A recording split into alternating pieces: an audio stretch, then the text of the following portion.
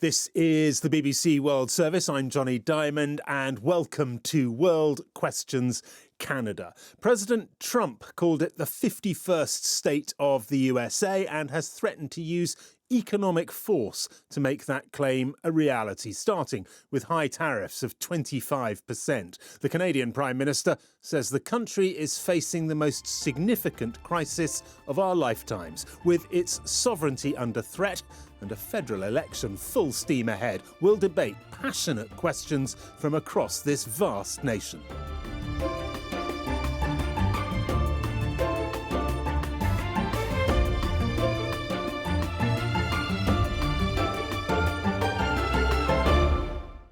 Once upon a time, the first visit of a new US president and a new Canadian Prime Minister was to their closest neighbour and oldest ally, each other. No more. The US hasn't just turned its back on Canada, it's turned on its northern neighbour, slapping down import taxes that could throttle Canada's economy and taunting it over Canada's existence as an independent nation. That has upended politics as Canada plunges through a federal election. Burning issues such as immigration, housing and the cost of living now enmeshed in a battle over who can best deal with Donald Trump. With me to debate some of the many questions we've received from around the country are Nathaniel Erskine-Smith, the current Minister for Housing in the Liberal Party government. The Conservative Party was the largest party of opposition in the last Parliament, and Kate Harrison is Vice Chair of Summa Strategies and a Conservative strategist. She's an activist and right-of-centre commentator in this election, but she's not an official spokesperson for the party. Stéphane Bergeron is a founder member of the Bloc Quebecois, a party that supports independence for the largely French-speaking province of Quebec. He's been the party's spokesperson on foreign affairs and international trade. And Heather McPherson is a member of the New Democratic Party, which was the fourth largest party before the election. She sat in an informal coalition with the governing Liberals until last year. She's the NDP's foreign affairs spokesperson. Thanks for having us. Thank you so much for joining us, all of you. Let's go straight to our first question, and it's from Alexandra Niblock from the Southern Gulf Islands. Hi, Alexandra. How are you? Hi, I'm well, thank you. Thank you for having me. Thanks for coming on. What's your question to our panel? Okay, so while most Canadians are aware that the people of the UK and Europe stand with Canada regarding their determination to remain sovereign, we are dismayed by the lack of support publicly expressed by the leaders of these same regions. Will the leaders of the regions ever express support publicly for Canada? And why is there seemingly such reluctance to upset Trump and his merry bunch of loyal appointees? Thanks, Alexandra. Thank you very much. I should say we got a huge number of questions in this vein about the perceived attack on Canada from the US and about the response of the outside world. I'm going to ask first Heather McPherson from the New Democratic Party. Heather, why such silence from Canada's allies? And is that the right way to deal with Donald Trump? Yeah, thanks for the question. And it's a great question. I think it's something that as you mentioned, Johnny, lots of Canadians are thinking about is where are our allies at this moment? And one thing I will say is that, Trump has changed everything. He has changed the world order. He has shown that Canada, that the UK, that Europe, that the world cannot trust Donald Trump, that we can no longer count on the US for trade. He has torn up the trade agreement that Canada has had for a very long time with the United States. And he's pushing the entire world into a global recession. Pretending to hide from him is not working. Instead, all countries should be standing together. Those of us that respect the rule of law, respect international world order, respect democracy, we need to be standing together, and we hope certainly that our allies in the UK and Europe will be with us as Donald Trump continues to sow chaos and insecurity around this globe. Thanks very much. Stéphane Bergeron from the Bloc Quebecois. How do you feel about the silence from your allies? I do agree with Heather that we should be stronger together, but I think all the nations were frightened by the possibility that Donald Trump would impose on them tariffs, so they stayed silenced about what's going on, what happened to Mexico and Canada, in the hope that it might help them with Donald Trump. But at the end of the day, we realized that it wasn't the case. So maybe from now we can build on that and try to present a common front against Donald Trump and try to retaliate in some matters. I must admit that as a sovereigntist, we're not very in favor of monarchy, and always said that it wasn't very useful in any way for Canada. And it has been shown when Charles III is the King of Canada, and we would have hoped from our king to say something about protecting Canada, but instead of that, he invited Donald Trump for an official visit, and we were a bit surprised. We weren't surprised, but I think Canadians in general were a bit surprised by that. Thanks very much. Nate Erskine-Smith, the housing minister in the government at the moment. Well, I would say two things. And one is, I haven't been really surprised by world leaders' responses. They've all said they stand by sovereignty for Canada. That's the right response. They haven't been as forceful as obviously they could and should have been. But I think Stéphane's right. There was a reticence there because of fear of retaliatory measures. And look, those measures were coming anyway, whether they thought they were or not. They were always coming, and here they are. And so I think you are going to see a more concerted, united effort across countries, across allies, and across democracies to push back and to say, this is going to hurt all of us, and we're going to stand united together. So that's one. The second thing is, look, the ballot question this election is, who is best placed to stand up to Donald Trump in Canada? And so, it's nice for world leaders to stand up for us, for sure. But at the end of the day, we've got to stand up for ourselves, and we need a leader who's best placed to stand up for our interests and has the experience to do so. And that's the ballot question that Canadians face. And I think Canadians are increasingly looking at this and saying, we want someone who's got experience and who's going to have the serious leadership we need in this moment. Thank you very much. Kate Harrison, Conservative strategist. Were you surprised by the silence from Canada's allies? And does it seem the right way to deal with Donald Trump? Well, thank you, Alexander, for the question. I don't think the surprise is the word I would use. Every nation and leader has their own considerations to make when it comes to how they plan on managing the immediacy of Trump and tariff threats. To me, though, Alexander, what this does do is reinforce the importance of strong bilateral relationships with other countries. Canada has been left for too long, far too dependent on the United States. And I would argue that the policies of the last 9 years of the Liberal government have left us exposed and vulnerable to some of these challenges that we are now facing. Canada had significant challenges before tariffs. Now those are made worse by the tariff threat that we face. We had some of the lowest OECD growth as a country. Half of Canadians are $200 or less away from being unable to afford the basics every month. From my perspective, it's important that we become more self-reliant, but also that we're building out those relationships and avoiding that dependency on the U.S., which has been made so much worse and so much more chaotic and disruptive because of this new tariff policy from the U.S. administration. Thanks very much, Kate. We will come back, I promise you, to domestic policies later in the programme. I want to go to our questioner, Alexandra. You asked, will the leaders of these nations, that's Canada's allies in Europe, ever express support for Canada? I mean, what did you think when you heard the British Prime Minister effectively dodging the question when he was at the White House, the French president not taking any questions when your Prime Minister was visiting him? What did you make of that behaviour?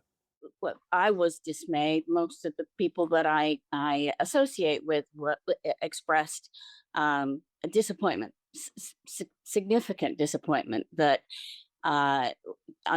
given the threat that Trump has voiced with respect to Canada's sovereignty, right down to the very existence of the border between us. I mean, we're part of NATO.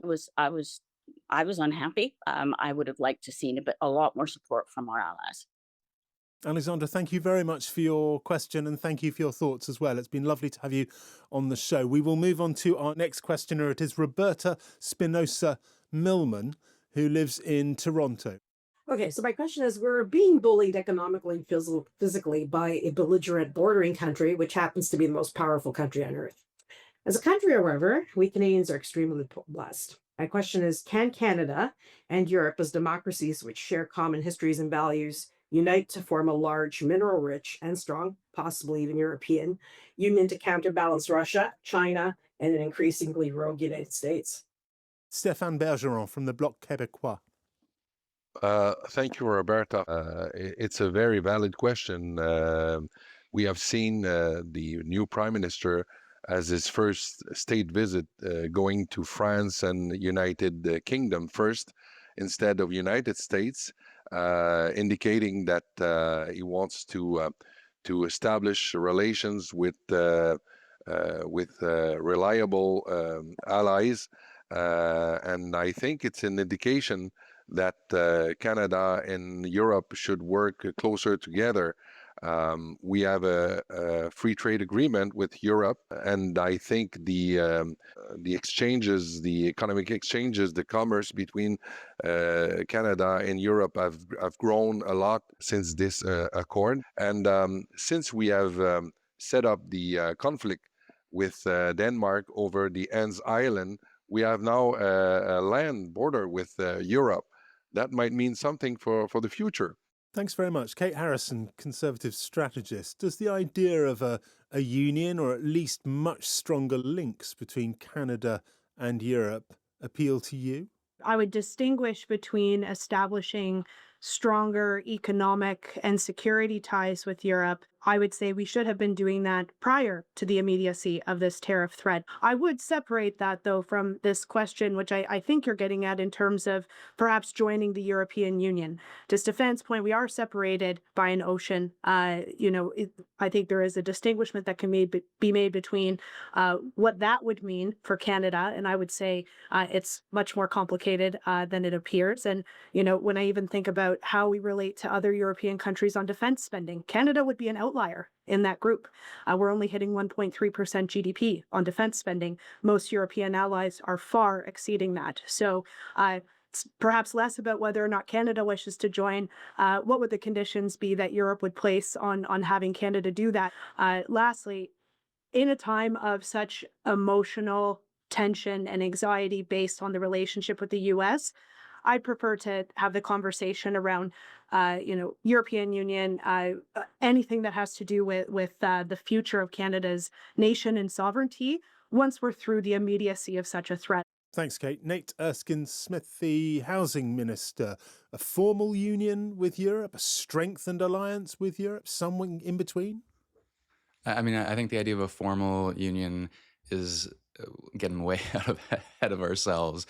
I mean, at the end of the day, you have a conversation in Canada right now where everyone is saying, I'm proud to be Canadian. We want to stand up for this country. I don't think the knock-on answer is, and let's then join a coalition of European countries. I think instead it's to say, how do we strengthen existing alliances and how do we strengthen existing relationships?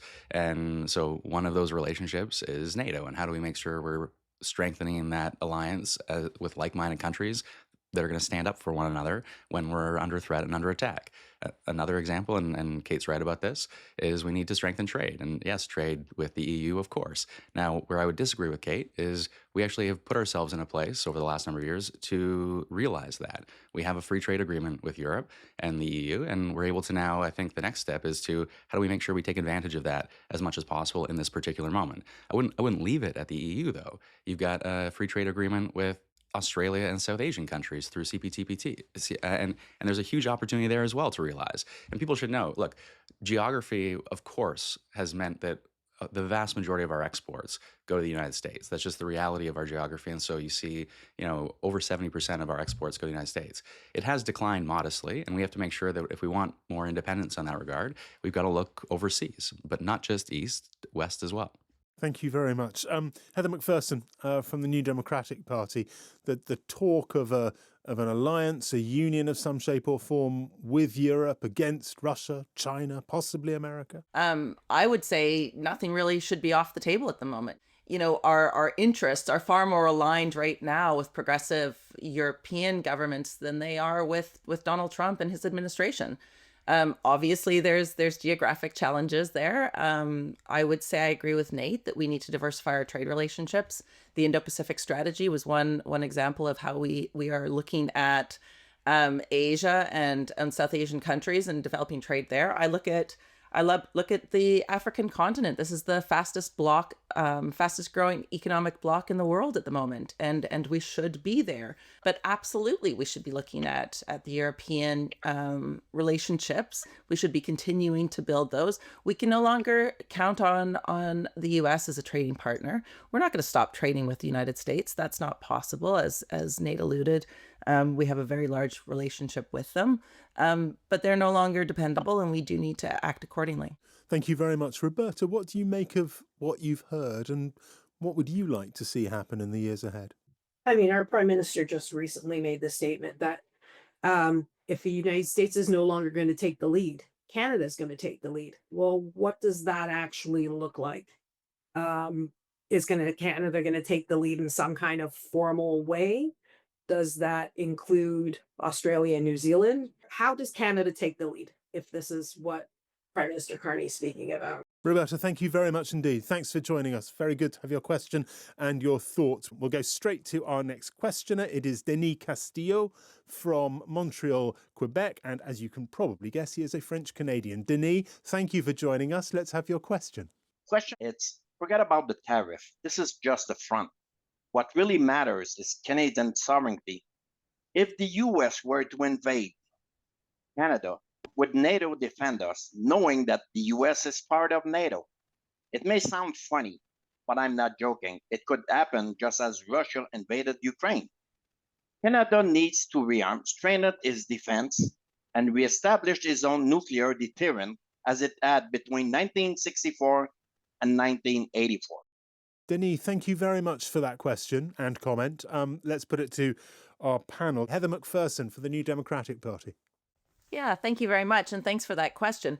Listen, there is, I think, probably unanimous support for the idea that we do need to increase our military spending.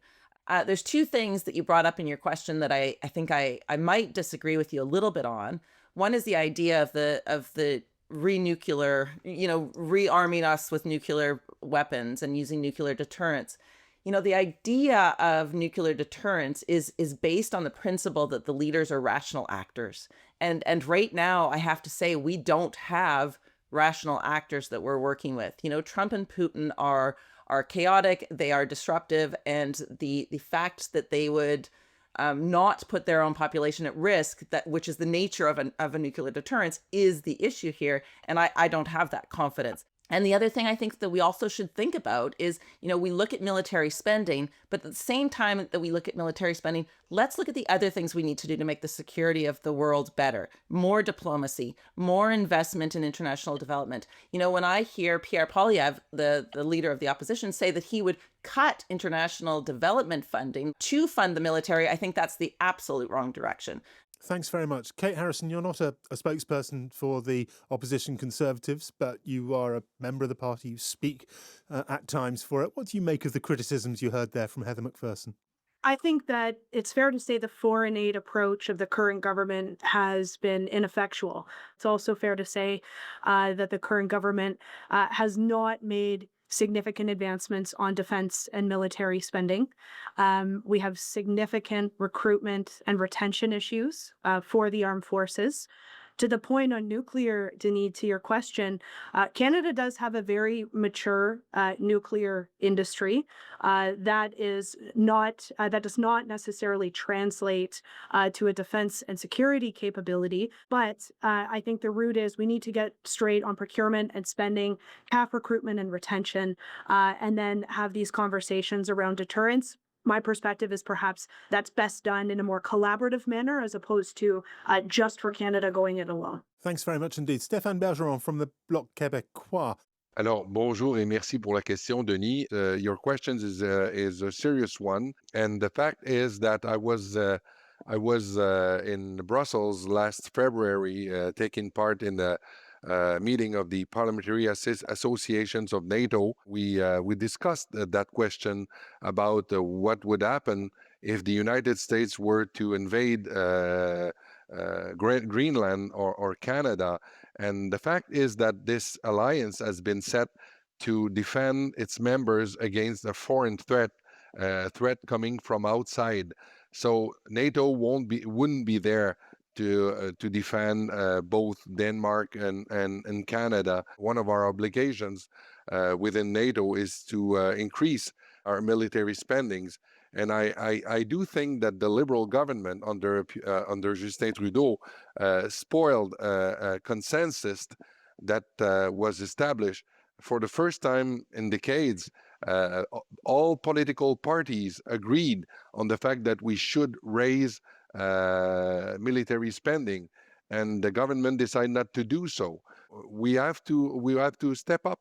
Thank you very much, Stéphane. Nate, Erskine-Smith, Canada currently spends just under 1.4% of its national output on defence. The NATO agreed minimum is 2%. Donald Trump has talked about 5%. Is Canada serious about rearming? Yeah, let me say a few things. So just to Denis' question on nuclear, I would say no, that arms race is not helpful to global interests when it comes to the existential threat of nuclear weapons, especially in the hands of absurd actors like President Trump. On the question of military spending, there's broad agreement here. We need to increase military spending. Where I would disagree with Kate and with Stéphane, I mean, we have seen increased military spending. People should know when we took office in 2015, you know what that number was? It was 1%. And look, the difference between 1 and 1.4% might not sound like a lot, but in a $2+ trillion economy, it is significant spending on an annual basis as a percentage of GDP. Now, that is not enough. We know that's not enough. And so there was a commitment to say we're going to get to 2% by 2032. Prime Minister Carney comes in and says, no, we're going to expedite that timeline to 2030. I will say, though, Heather's right, and this is just a huge blind spot for conservatives, is, a previous questioner said, what is Canada's role? Like, what does it mean for Canada to lead? Well, economically, we've got to lead, but we also have to lead democratically, and we've got to lead with peace. And when it comes to foreign aid, we see the chaos today. Donald Trump slashed U.S. aid, basically eliminated it. We see the chaos around the world. And this idea that Canada has not played a role, ask a Rohingya refugee if Canada played a role in supporting Bangladesh and resettling them in Bangladesh. Ask Ukraine. But yes, we have to play more of a role, not less. And that is absolutely a choice in this election. Nate, thanks very much. Denis, I think your suggestion of renuclearization, of getting a nuclear deterrent, has got a fairly firm thumbs down from our panel, but nearly all of them agree about strengthening defence in general. What do you think? Everything that I've heard so far, it seems really reasonable.